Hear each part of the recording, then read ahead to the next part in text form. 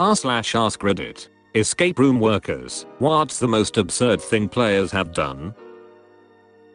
I interviewed for a job at an escape room. They told me that one of their standard instructions you must tell every group is to not stick things in electrical outlets because too many people did it. What's duct tappies?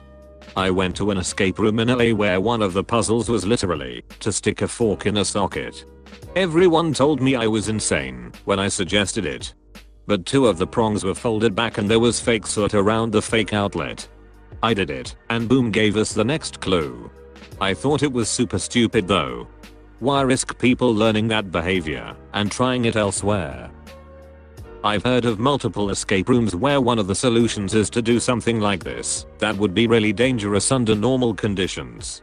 I can't even begin to fathom the stupidity involved in teaching your customers to potentially kill themselves in order to win the game. I can't fathom a puzzle that would be solved by forking an outlet in any realistically logical fashion. The first escape room I ever did with a group of pals, they said not to touch the sockets because they weren't part of the game and we risked injury. The second the door closes, my dumbest friend is scrabbling at the walls trying to pull the sockets out because she thought the guy was trying to throw us off. We got a warning over the speaker because who would have guessed it, the sockets weren't part of the game.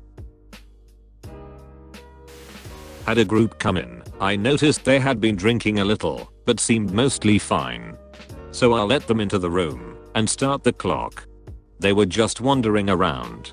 At the half an hour mark they were laying on the floor and rolling around. They didn't do any harm to the room. I don't remember if they even solved one puzzle. When I let them out after an hour they claimed it was fun. But they didn't really do anything. And did they remember it the next day? I don't know. That doesn't sound like they were drunk. It sounds more like they were tripping. Escape room enthusiast here. We spent far more time than I care to admit trying to figure out what the hell the numbers written in Sharpie on the underside of the rug in the middle of the room meant. Turns out they were an inventory number from the thrift store the designer bought the thing from, and nobody else had ever noticed them before. We still won, but that wasted a lot of our time. It's brave of you to admit that. You could have easily swept it under the rug. The numbers, Mason, what do they mean? I once had a group of drunk guys go in, and they ran through their allotted hints pretty quickly. They asked for another hint, and we said over the speakers that they were out of hints. One of the guys threatened to start taking off his clothes until we gave another hint. Edit, we didn't even have to give him the extra hint. His friends chilled him out and ended up finding the next clue pretty shortly after that. Every time I've gone to an escape room they've asked us how detailed and/or frequent do they want us to get hints, but never said that there's a limit on hints. My assumption would be that if some people need more hints than others, then fine. Only problem comes if it's the sort of place where they offer free shit for fast times. In which case there can be conflicts with how many hints a team might want compared to what can be given. Easy solution, each hint adds 5 or 10 minutes to your total finish time. Or you're only put on the board if you use 3 or less. In the Netherlands there is this prison escape room, where everyone is a prisoner and you have to escape prison. It is done in an actual ancient prison. There are about 300 participants and 85 actors, mostly prison guards and some prisoners. They have over 15 storylines which you can follow, and there are other inmates, actors, which will lead those storylines and send you one quests. Coming back to the question, at the beginning they warned everyone that no physical contact is allowed because during the first time people would actually threat each other to get money and guards have been attacked.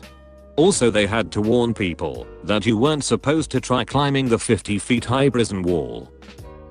Damn, that sounds expensive. It was about €80 a person, so like a nice dinner. I looked into it a while back. Mate worked at an escape room, and he told me that some guys tried to smash a hole in the wall to get out because it was an Alcatraz themed room. First thing I had to learn working at an escape room. Everything, yes everything, in the room was going to be dismantled, pulled on, or messed with in some way. Have a screwdriver in the room? Maybe there's a clue in the light switch cover. Black light. Must have to take it completely apart. TV for clues? Must have to unplug/change inputs. And anything not nailed down is bound to be broken.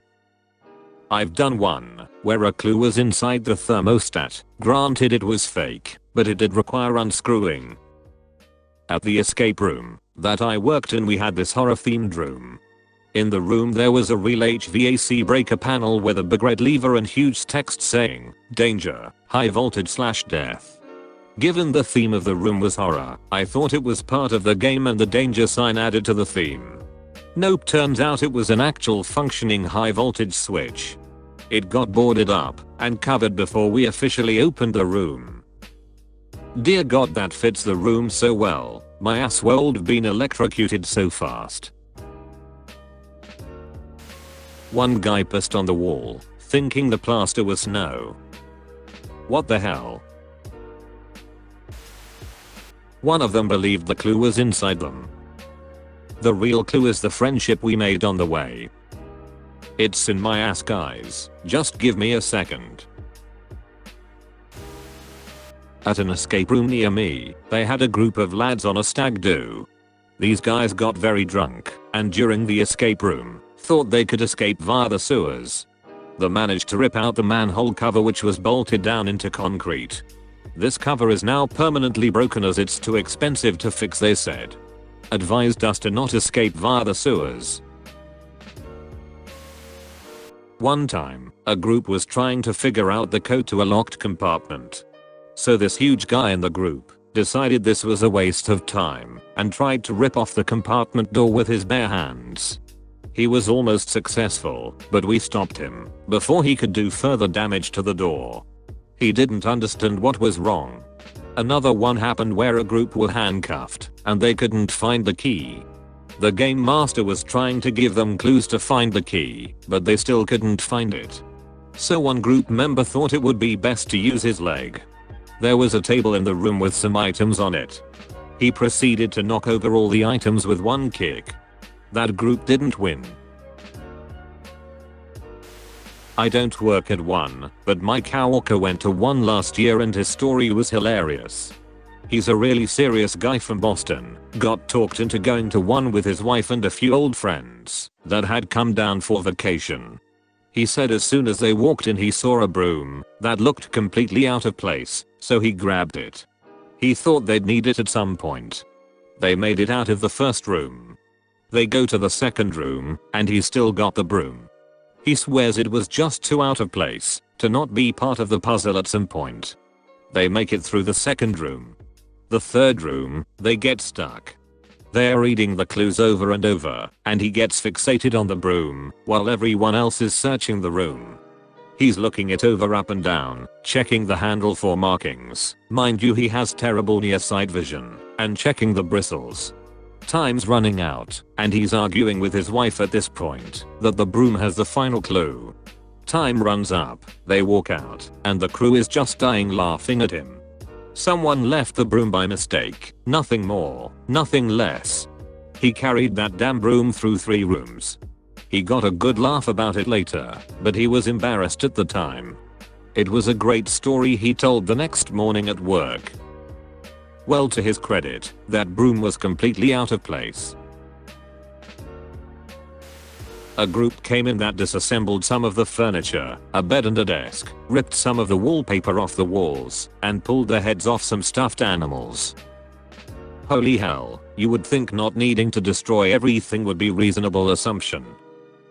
I wasn't there when it happened, but I heard through the grapevine that they had snuck in a couple tools and later explained that they'd been to a couple extreme escape rooms overseas where this was the norm. I'm pretty sure they just got kidnapped in South America somewhere. I went to one where there were 3 identical rooms which teams competed in at the same time. If you finished, you then got to watch and listen to the other teams. Our team did pretty well, and we got to watch the other 2 teams try to complete it. Anyway, there was this one lock which was a number combination and you solved it by finding some sheet music in a book with 5 notes on it which corresponded to numbers. The piece was entitled The Key or something similar, so you knew you needed it for the lock. Anyway, this other team, instead of converting to numbers and putting in the combination, chanted this 5-note tune at the lock.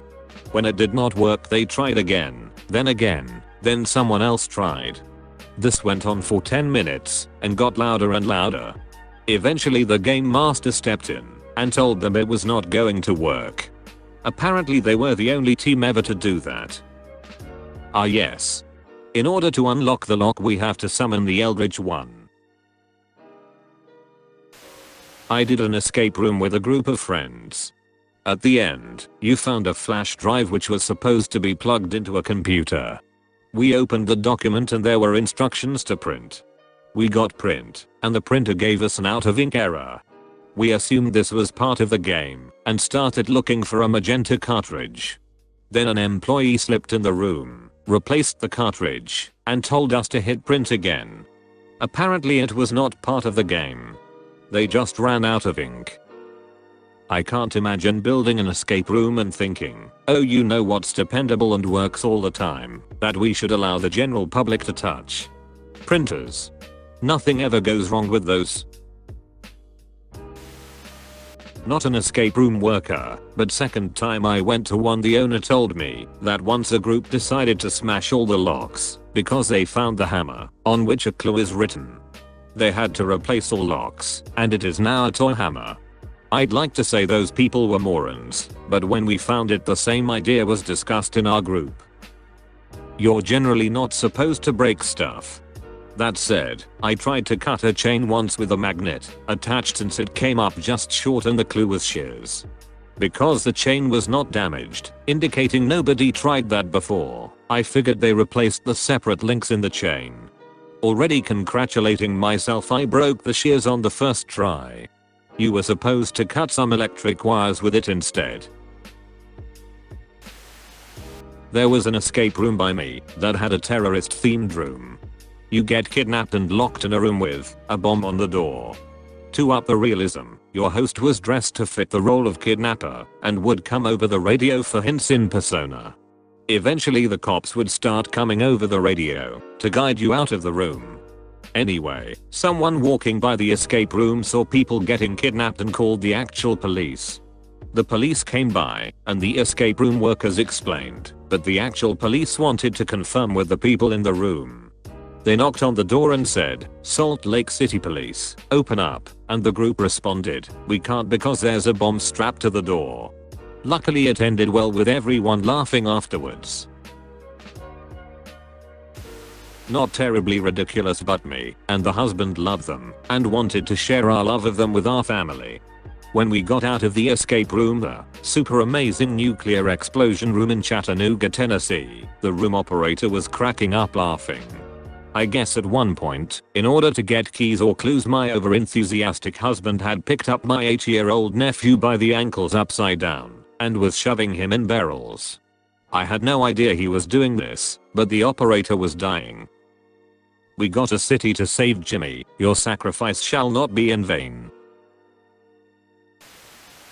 Oh my god, my time has come. People do dumb shit in escape rooms constantly, but that's the whole point, and it's usually in good fun. The best part of my old escape room job was that it was literally right next door to a brothel. People would frequently come to our door not realizing that they were one door over from where they wanted to be and ask, "Hey, how much?" Me, in my customer service voice, "Well, it depends on how many people you bring. It's $40 each if you're a group of 2, and goes down to $32 each if you're a group of 8. Usually we recommend groups of 4 to 6 people. That seems to be the sweet spot. Their looks of horror will make me laugh forever. I bet people making the opposite mistake were confused too. Ain't no one going to escape from Large Marge. Lifted up all the tiles on the ceiling. I had to wonder exactly what clue brought them to that conclusion. Nothing said up, ceiling, above. Yet every single tiles was down, and, to their credit, piled in a corner. That is very nice and neat. Organization is key.